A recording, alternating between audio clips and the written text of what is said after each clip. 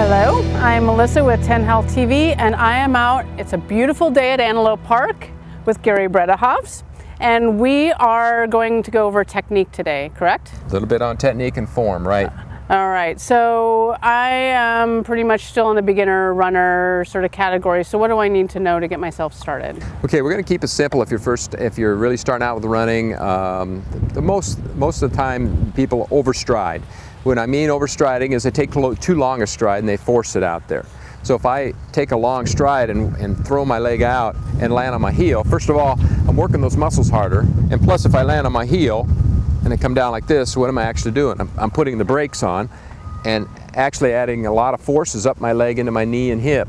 And that's why people have some hip problems sometimes, or knee problems. So you've got to just think about, take a little shorter strides, relax, think about it. So usually it's about 180 steps a minute. So if you're out doing it, check that out. See, just when you're running, next time you go out, count your strides per minute. And if it's tough to count, each leg, count one leg, and then you can take it times two. So it'll be 90 steps for one leg. You're going to find then with shorter strides, landing on midfoot, you're going to be less likely to pick up an injury, you'll be more efficient, and you're going to be better up the hills like we were going to talk about going up the hills. So what we want to do as we come up, as we come through, if we take a shorter stride, our foot's coming back and we land right on the midfoot right here. And as we land on that and we have perfect balance, another good drill is just to balance on one foot on your midfoot and get that feel is under our center of gravity, under our core is where that foot strike's going to hit. All right.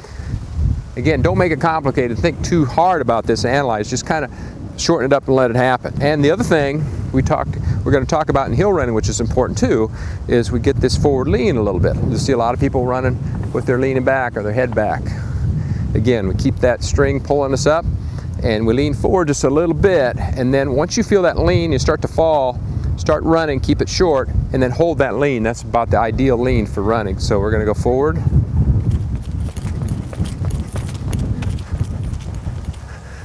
And if you noticed, if you feel it, I was landing on my midfoot, keeping it quick and short.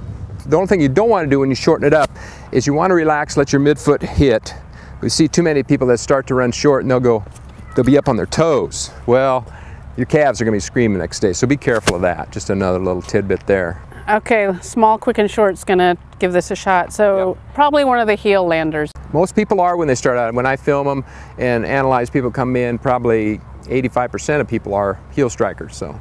Okay, all right, here we go. Just relax. Watching your strike, you're on your midfoot, so okay. Well, it was a little bit, as I call it, in my terminology, is loping. You're kind of landing on the midfoot. So quicker, smoother. Okay, think about this. I'm landing, okay, where am I landing? I'm landing. I feel like yeah, so it's kind of. That's what I'm doing. I'm doing the horse move. Yep. All right. And the other thing on the technique is arm carriage. Again, keep them nice, relaxed. We don't have to overdo it like we do the drills. We don't have to, like hill running or something, we don't have to bring it way up. Just relax it, nice steady swing, wrists down by your waist, and avoid crossing over. Crossing over midline will cause extra twisting and turning in the torso and upper body that will fatigue you quicker. Okay. So we're trying to be as efficient as we can. All right. I may not master this today, is that okay? No, it's very seldom you're going to get it the first day. So. All right, here we go.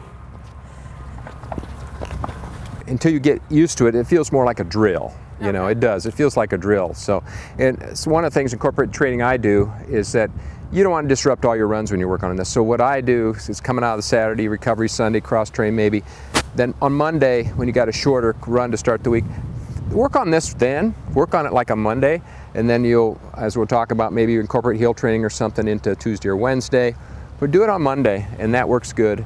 And then as you work on it, and it's like muscle memory and swimming or anything, the more you work on it and get it down, then it's going to flow into all your runs during the week. Okay, something else in terms of, I notice if I'm trying to push myself just a little bit more is breathing. When you're first starting out, it's something that sometimes we overthink.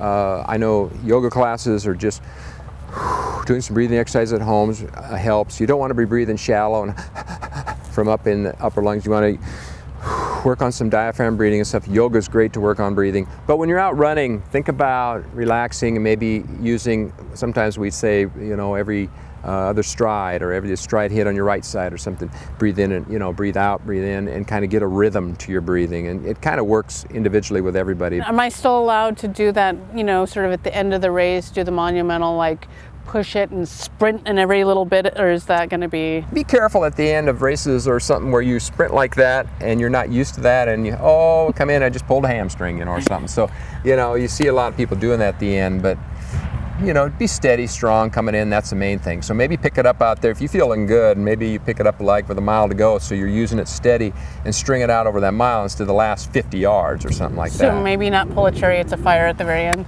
Right. Okay. Even though it sometimes looks cool, a lot of runners in the line, us at the finish line don't like it, because then we got to catch them or they'll run into somebody else. So. Or might get sent into the tent. All right, we might send you in the tent, yeah.